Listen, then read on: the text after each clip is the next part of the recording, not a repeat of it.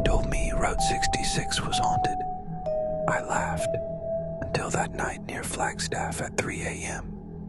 A barefoot woman waved me down. I slowed. She vanished.